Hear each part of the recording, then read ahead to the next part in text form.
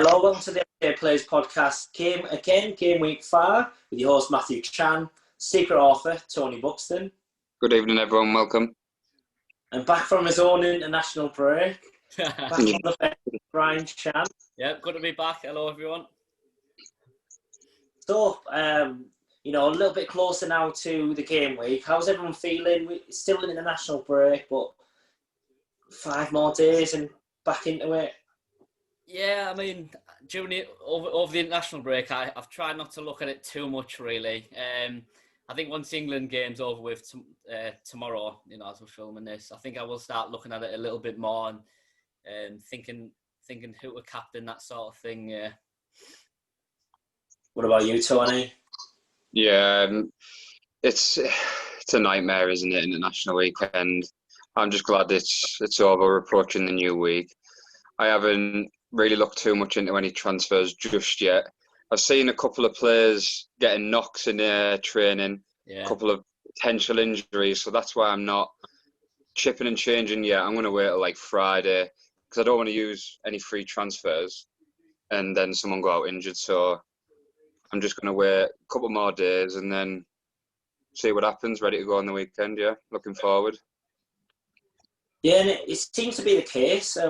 During the national break, there's a lot of injuries, a lot of niggles. You have Sterling who withdrew. Sometimes it just happens. Yeah, De Bruyne as well. People go De Bruyne, yeah. Well, Yeah, and I'm actually one of them.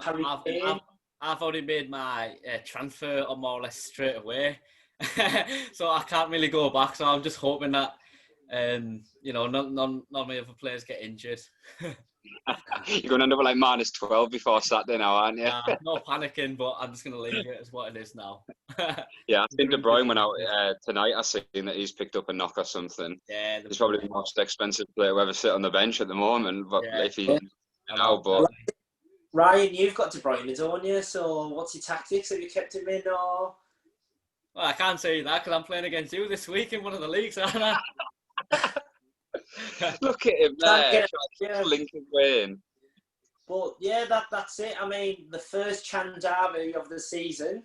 Yeah. I mean, we play each other quite often. It's like kind of like Celtic versus Rangers. We play each other like 4 or 5 times a year. Yeah. 2 separate leagues. Yeah. I mean, in honest opinion, who's came out on top? I really don't know. It's quite a close one. I think we've both had our fair share of wins and losses. I don't know, it's hard to remember. I think I beat you at the start of last season, didn't I? Was it like 91, 81 or something like that? Yeah, that's it. But apart from that, I think it's pretty even. What do you think? Yeah, I'm thinking the same because you beat me at the start of the season last year. Yeah. I mean, I had a good game week, but because I lost, and then I lost the week after, I panicked, wildcarded, and didn't recover. And it took me 10 weeks to get going last year. So, I mean, I've had a few wins with you. I remember a few years ago, I think it's Man City versus Arsenal. Bernardo Silva scored for me. And then you had loads of points. I think it was Lundstrom was going to come off for 12 off the bench. Yeah. But then Leroy Sané came on for the last 4 minutes and never jumped on my seat so much. Yeah, I think I remember that. Yeah, I remember watching that with you, actually, yeah. It's always quite funny when me and you play against each other because, I mean, usually, like, during the week, we're always, like, telling each other, I'm going to transfer him in, I'm going to transfer him out, this sort of thing. Oh, how's my team look and all that. But then, I mean, when I play against you, it's just like, it's nothing. Can't do too much. Hush, hush. Yeah, isn't it? Can I ask you a question? When you're playing each other and you sit down and if you watch a game together, do you get proper like chewy with each other? Like shoving each other on the couch and that, getting like dead upset? Nah, not really. I don't think so. He knows I'll win. It sounds boring. I need you to win then, Ryan, because I know how aggressive and nasty your brother can be. So I want to. The wheels will come off. The wheels will come off if I win for him. I was going to lose it last week actually with taking Son out. I mean that was. I mean we might touch on that later, but literally thought there's no chance he's playing. Took him out. Took -4 for Mahrez. Mahrez done nothing. Son gets 18. Yeah. I felt a bit mugged off by Mourinho, to be honest. Yeah, I think we all did, didn't we? I think was it 1 million people had taken him out. He was the most transferred out, wasn't he? And then I remember Tuck Son was actually trending on Twitter, so I presume a lot of people have done the same. Had done the same in transferring him out as well. Yeah, everyone thought he was dead and buried, man. Like, how rare is that to happen? Like, for someone to be injured and like, even if they end up coming through it quicker, they're still like bench for a while, aren't? Or the manager's always cautious with him. Shot him straight back in. Everyone thought he was like in the body bag, out for weeks and weeks. Yeah, mind games, wasn't it?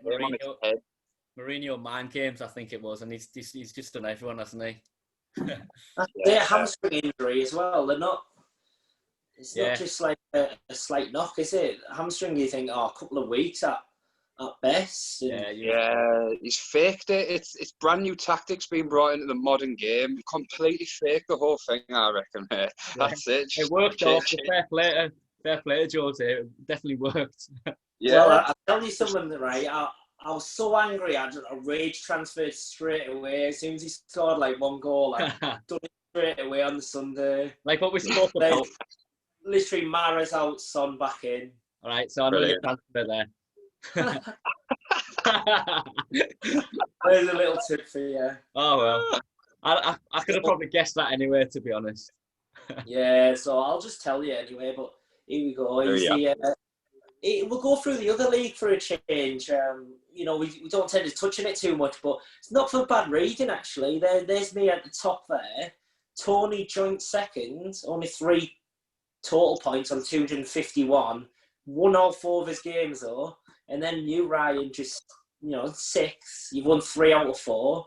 So we're all doing really well in that one. Maybe we should be concentrating on this one more. It's quite funny you saying that, actually, because I was just... Me and my friends were talking about it earlier, and Luke Fleming was going, it's quite funny how Matthew Chan and Tony Buxton are first and second, and this is like their second priority, and they're prioritising their own league instead of this one. Yeah, that's it. It's Chan that. It's your brother. I'm all about your league, the big money league, I call it. It's your brother. He's selfish because he made up the other one. That's all he's bothered about. Yeah, like it's a main centre of attention, isn't it? But yeah, I mean, it is good that we're all doing well in that one. Yeah, I think the answer to that is the other one's like my brainchild. It's like my baby. Like I created it, recruited everyone in, do my spreadsheets, do my headlines and my betting odds, like who's gonna win and things like that. Yeah. Take fun in that, and this league's been good. It's kind of been like my inspiration, actually, like the head-to-head in the playoffs. Yeah. I mean, even Dad will, back us up on here, where me and you, he was just saying, that's all you talk about these days, just bloody fantasy football, like nothing else. Yeah, I think it might actually made me like obsessed, I think. And I think doing this head-to-head league and now with our mates, it's got them more obsessed. You got like Ben, who said he's way more into it now. Stay league champion. So it's good. Well, I think last year, I think I actually definitely prioritised the Stanhope Cup more, but I think this year, even my friends in this group, in this league, which is shown here, seem to be showing a lot more interest, and we seem to be talking about it a lot more. I've got to give a special mention to Toby Millward, who he beat Reece Lenham in the last game week, taking a -20 hit, which is very impressive at that. So, yeah, fair play. Yeah, Scott. Tony. Dubbing that story of the season, it's absolutely remarkable. I laughed myself to sleep that night. I was just laid in bed scrolling through the league, and I seen he took -20. I thought, who's he playing? Then when I backed out of it, I seen he still won the game, and it was against Reece. I was in bits, man. I couldn't believe it. The name says it all. The game is not rocket science. Well, he's his team, actually. Let me just make sure I've got the right one here. So 64 -20. I mean, we'll just read it out. He's got McCarthy for 9, Walker Peters for 5, Roman Size for 8, Van Dijk got -2, Justin 1, Sterling 18 as captain, KDB 2, Saha 2, Salah 13, Calvert-Lewin 6, and Ings 2. So he scored quite well out of there. Yeah. With all the players that he had. He's captained quite well as well. I mean, there's only Salah who would have got him more. Yeah. He is captain well, but he's also... I don't want to say he's got lucky, but he's got quite fortunate that he's played someone who scored relatively low as well.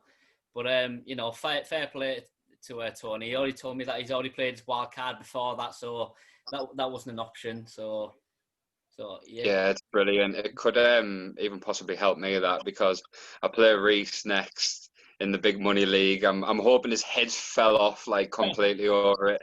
He might be full of it, like full of fume now. Yeah. So yeah. I'm going to I'm going to pile on the misery, Reece.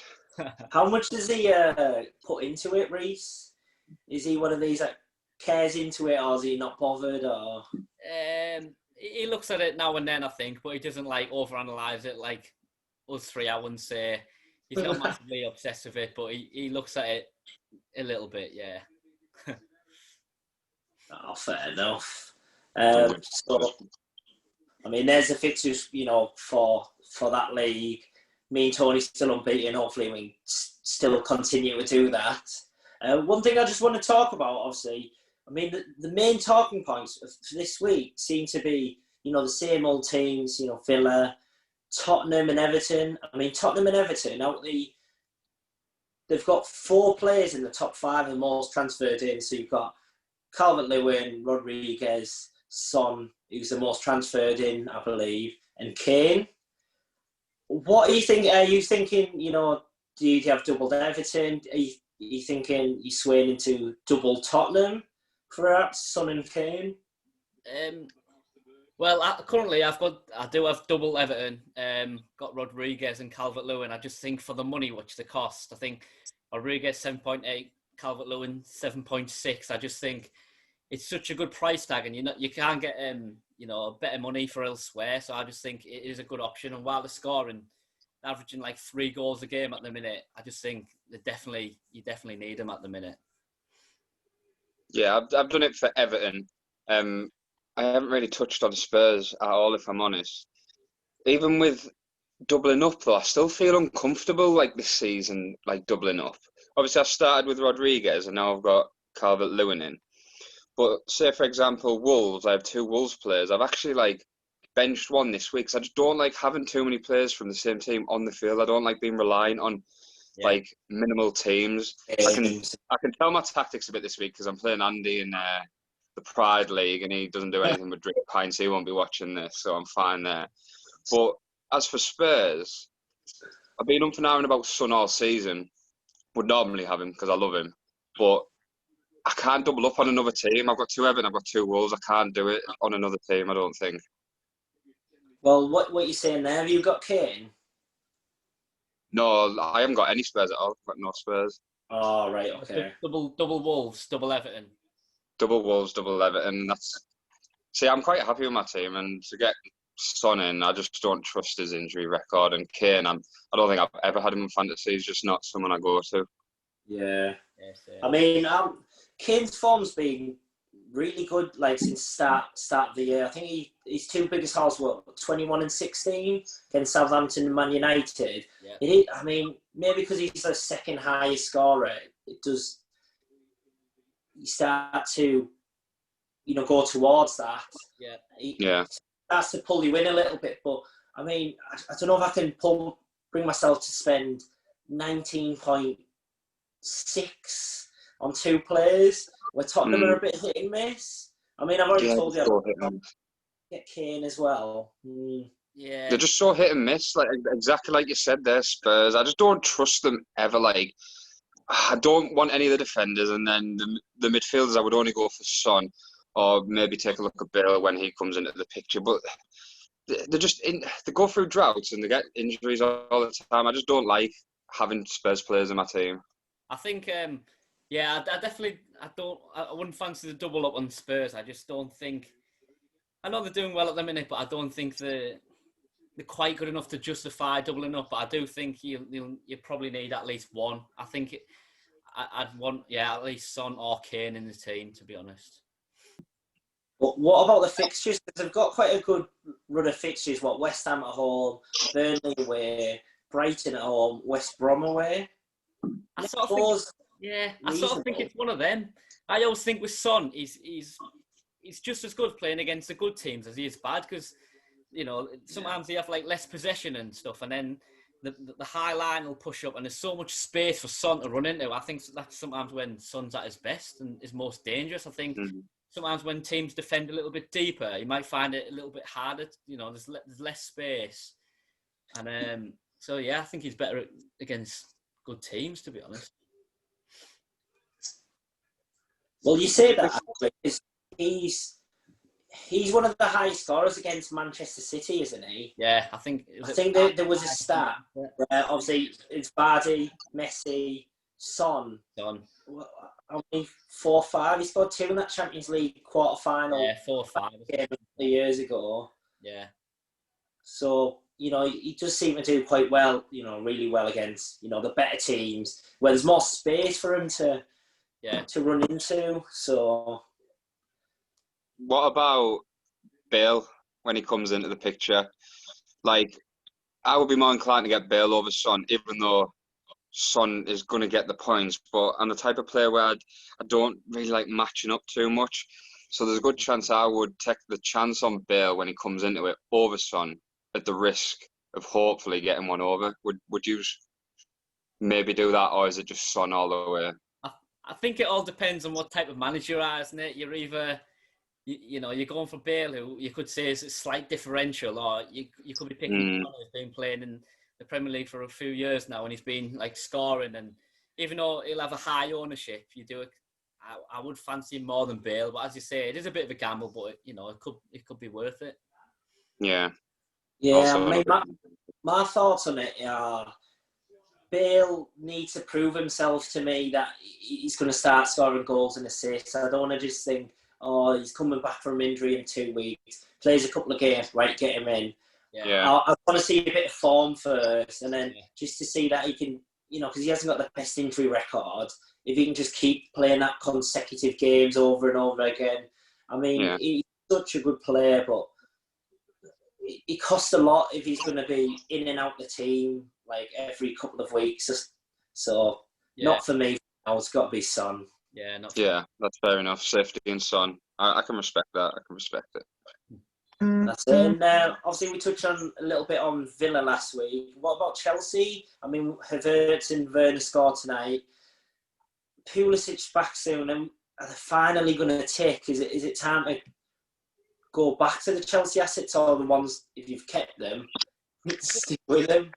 I think I'm going to still wait. I think we've been saying for a few weeks, you're just waiting for Chelsea to finally get going, but it just you haven't quite got going yet. But so I'm just going to hold off for them. And to be honest, I'm happy enough with my team. I think the start of the season, I was eyeing up Pulisic from the very start, but I mean, his injury was getting longer and longer. He was out for longer and longer. And I've become quite settled on my team. So until one of my players starts, until they aren't performing, then I may consider putting him back in. Fair enough. I still have Havertz in my team. He's, considering I give him so much stick, he's actually getting like a couple of points, but he's the only Chelsea player I have left in there. I was quite upsetting to take Werner out because I had such high expectations of him, and I still kind of do. Yeah. But I just can't really see myself bringing them back anytime soon. Even though I don't think Chelsea are doing that bad, it's just we all expected them to absolutely fly, didn't we? Yeah. So I don't know. No, even Havertz was probably going to be out my team, if I'm honest. I have someone in mind that I think I might be replacing him with. Whether it's this week or next week, I don't know yet. Are you going to say, or are you going to share them secrets, or? I'll tell you when we do our tip of the week, because it's my tip of the week player. Right. Okay. No, that's fine. So I mean, moving on. So this is your team last week, Ryan. 61 points. Yeah. Not bad. Do you want to talk us through it? Do you want to tell us, for the listeners, who exactly you've got and how many you've got? Yep, so in goal I had McCarthy got 9, Robertson -1, Taylor 1, Justin 1. I had De Bruyne as captain, who got me 4, a bit disappointing.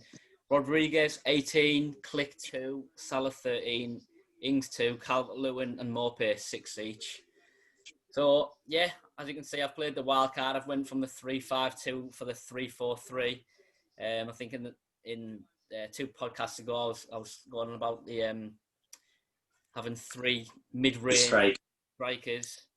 And I got off to a flyer, to be fair. In the first game, I had Calvert-Lewin and Maupay both got a goal each, and then Rodriguez, who got me 18. Now, Rodriguez was actually a last-minute replacement. I think originally I had Fernandez in for the full thing, and then I transferred him out literally about an hour beforehand. I just had a feeling of Rodriguez. It just paid off. I got a bit lucky with that one, but... Yeah, I was praising your decision on that. I remember you were on about it, who you were going to put in. Last minute, wasn't it? Yeah. I can't remember. Yeah, but that was definitely the right choice. This guy's a god, mate. He's unbelievable. So, I was pretty, I was pretty happy with it, apart from, obviously, I just keep captaining the wrong people. I've had De Bruyne twice. He just keeps getting me 4. I could have captained a lot of that team, and they would have got me more than that. Disappointed. That's it, innit? Need to stick to the same captain every week, mate. It's working a dream. And then again, that debate. Tony's done that. I've been changing it as well, and except for game week 1, I've blanked every week in captain. Yeah, could be on my 5th captain, I think, this week. And then obviously I've took Trent Alexander-Arnold out. I've swapped him for Robertson. Robertson got me -1, but I was actually quite impressed, especially, going forward. In the first half, Robertson, I thought he was Liverpool's best attacking option, actually. I think he had a few shots, a few crosses, a lot of touches in Villa's box, even though he got -1. But I do think, going forward this season, I do think he's looked better than Trent so far. Yeah, he's even taken over a lot more of the corner duties now, hasn't he? Yeah. And free kicks as well. Yeah, I think they're mixing it up, aren't they? Takes away the attraction of Trent. And yeah, he just looks like a real threat in the box. I noticed this back into last year. I think he looked more of a threat than Trent, and then even in that Community Shield, he still looked like the best attacking player. I thought, you know what? We'll go for Robertson this year over Trent, and saves you that 0.5, and I think he'll probably get to 20 points. Yeah, I think that was it. It was mainly to get me that 0.5 and then just spend it elsewhere. I think it meant that I could get, I think it was Maupay, and he scored. He scored 3 games in a row now. I think he's just gone up in price, and I'm hoping a lot of people, I'm hoping he'll go under the radar, but I think people are starting to sort of latch onto that one now. Yeah, and here is my team, 54 -4. It's not too bad, but again, we got McCarthy 9, Robertson -1, Size 8, Justin 1, Mahrez 2, De Bruyne 2, Fernandez 6, Souček 3, Rodriguez 18, Jimenez 2, Ings 4 as captain. So, I was looking at that team going into last week, and I was thinking, this is a strong team. I've got the players, I've got the fixtures. And Jimenez and Ings playing West Brom and Fulham. I thought, they'll score. De Bruyne and Mahrez playing against Leeds, I thought they would score more goals than just the one. I was even going to get Sterling before this Son injury, who, would have got 9. Yeah. But like I said, the main thing is Son. Taking him out has just cost me big time, and it's the first real big mistake I've made all year, and it's been playing on my mind, and I've had sleepless nights and things like that on Saturday and Sunday. Can you overcome it? Can you beat your own man? Can you overcome this, or is this you crumbling now? Is this the end of you? Am I going to see you going down the table like this? Or are you going to man over matter it, forget about him, and move on? Well, the good thing with this international break, it gives you a bit of time to reflect. So I've just not been looking at it as much. I've just been nights now. Yeah, I've just been enjoying my life. You know what I mean? Just going to work, playing football, spend some time with Ellen. Yeah, should be sick about that. Fair enough, mate. I'm glad it hasn't beat you. Trying to just get this in as in me, but yeah, I have Son back in straight away. And yeah, it was a shame that it was the person I played. I don't even think he checks Tom Neal. I think he might have just left his team and, forgot Son had an injury, didn't touch it, and he was on there. 25% he was going to play, and then he just got 18, and just wasn't to be. He lost two games in a row now, which one more week the wheels could really come off. Definitely. Yeah. Son's going to go out injured this week for you, and you're going to flip your lid, man. Well, at least one thing, there is people who had Son in game week 1. He blanked against Everton. Everyone got him out game week 2. Scored 4 against Southampton. Then everyone got him back in for Newcastle game week 3. And he went off injured after half time. So I know. And then you get people who missed out on game week 4 as well because of that injury. So he's been a bit of an unlucky player for some Son this year. Yeah, he's the private battle that everyone's having. There's always a small handful of players that are like this. Like I said previously, I normally have this problem with Aguero. That's why I didn't touch him last season. I'm not touching him ever again because it's so easy to get sucked into them little like dilemmas with one player all the time, isn't it? Especially a player like Son where he's just injured. I think with Son, I sort of just made my mind up that provided he doesn't get injured, I think I'm just going to keep him all season. I mean, for the price he is, you've either got to downgrade or it's quite hard to upgrade him. Obviously, you've got to like create funds to upgrade him in a sense. But I just think for like the money he is and in the form he's in right now, I think I'm just going to keep him and just keep him for the long run. You get the good and the bad. Yeah. So yeah. Well, yeah. As long as he's going to get the points, and he 100% he'll get them. But if he stays fit, that's the problem, innit? If he's getting carried off 20 minutes into games every now and again, it's going to cost. Yeah. I think he's one of the only ones who's like in that middle higher class, like not quite a premium, but can get like a lot. He'll get about 170, 180 points. I reckon he might get close to 200 this year. Yeah, definitely. Play more as a striker, but obviously he's not quite as vital as having like a Salah or a De Bruyne or Mane, but he's at the next step down, isn't he? Yeah, I think so, definitely, yeah. So anyway, main topic for this week, what I've got, main discussion point, Manchester City. Do we keep faith with the Man City players or drop them? So we've touched on, it's KDB or Sterling, and both of them are a bit of an injury risk at the moment. Yeah. Do you double up? Do you get Foden and Mahrez as well? Do people still trust the defence of City these days? And then also the return of Aguero, which, at the end of the month? Yeah. I think Aguero's due at end of the month, and then Jesus as well. I think it's 24th of October. And I do think Man City, I think Dave mentioned it on the last podcast, I do think they're massively missing just like a number 9, a striker. I think De Bruyne especially, he's not like getting his crosses in and stuff like that. There's like no one in the box. And I think that's why you're not seeing as many points from De Bruyne. I think the City's main threat at the minute is Sterling, as you say, who's been getting the goals. So I'd stick. I don't like to double up. I wouldn't double up and having like Foden or Mahrez. I'd just stick with the one City player for now. Yeah, I agree. One player. I only have De Bruyne. Even when they're in form, there's still a difficult side to double up on because of the rotation that they have. Yeah. But exactly like you said, they are such a different team right now because they have no striker. They just look completely different, don't they? Like, I think Bernardo Silva, when he's come off the bench, has been probably like the best player. Like the only one who's really looking good. Yeah, He's it. Good. It's just so many options that they've got that, like in previous seasons, I just don't like doing the Pep roulette, as they call it. So in the end, I just decided I'm just going to stick with De Bruyne. He's the one most likely to play most matches out of the front 6 or whatever.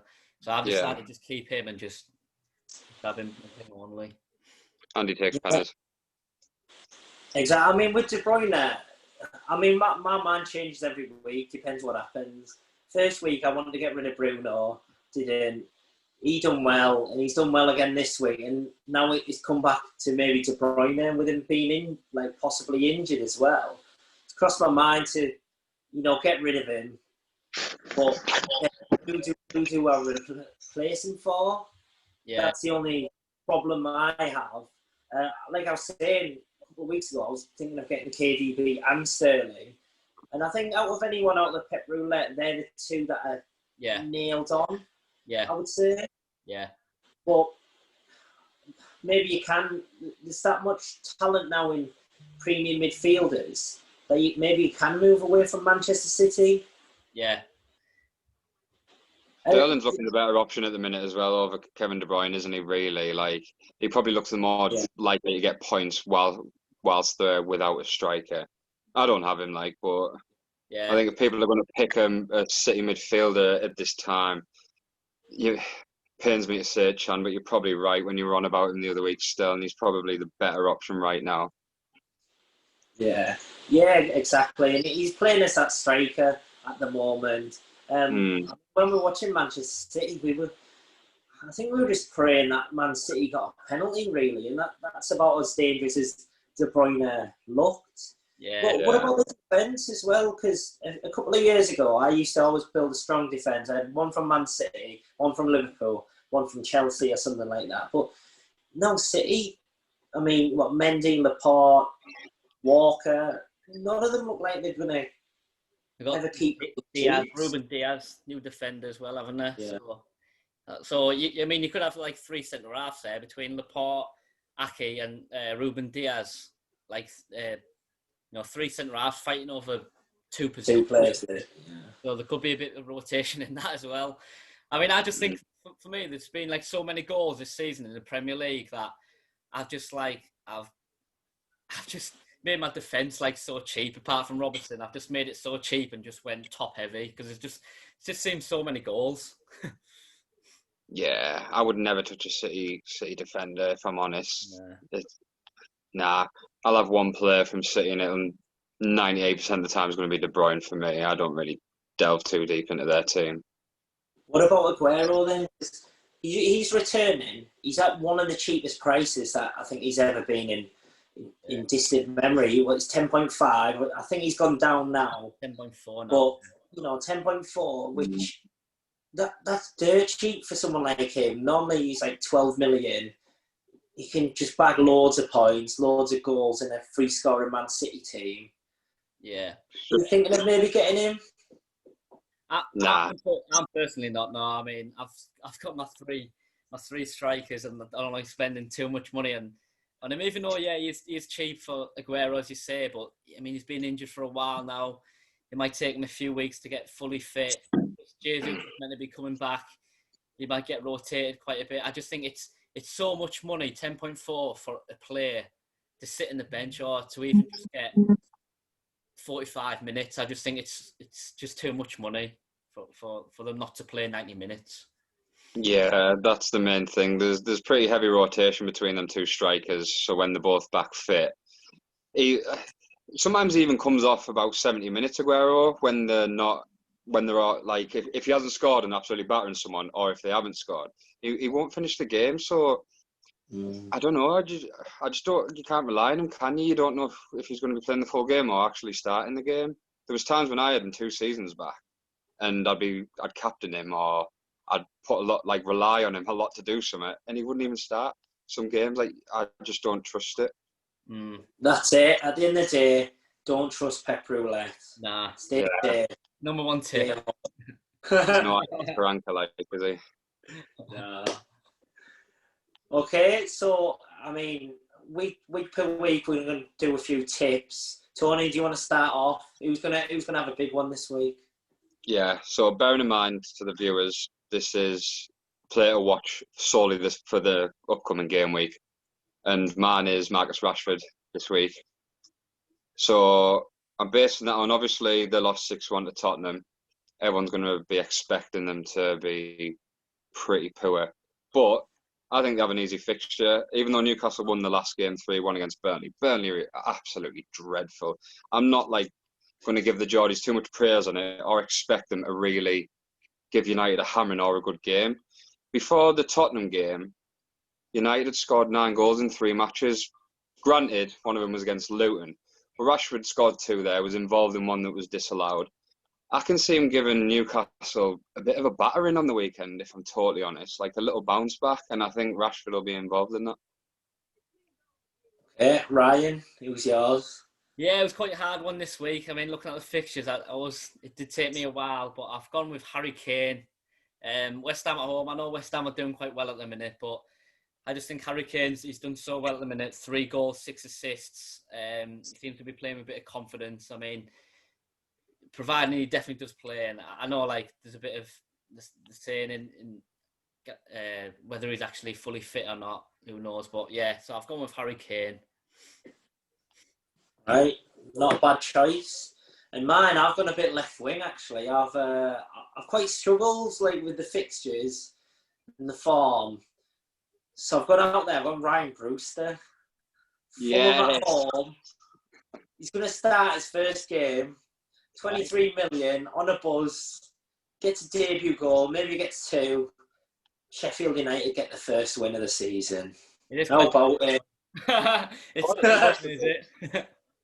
Possibly, mate. You might be onto something there. I like it that you've gone for an underdog instead of your normal Ronaldo or Messi. I like that. I hope he does well for you. He's got to do well because they're struggling. Exactly. I thought, you know what? I'll go for it. Go for a risky one. See how it does. Yeah. It's interesting. He's a really interesting signing because he could probably carry them or he could do nothing. Yeah, I think they struggling for goals. They struggled for goals last year. You know, the likes of McGoldrick, McBurney, Billy Sharp. Didn't really score too many, but they just relied on the defence. Obviously, had a few goals off the Lord Lundstrom, chipped a few goals in. So, I mean, hopefully Brewster, that's a one. Yeah. Against Fulham, 2 goals, easy. Interesting. Let's see what happens there. Yeah. Well, that's all we've got time for today on the Everyday Players podcast Game Week 5.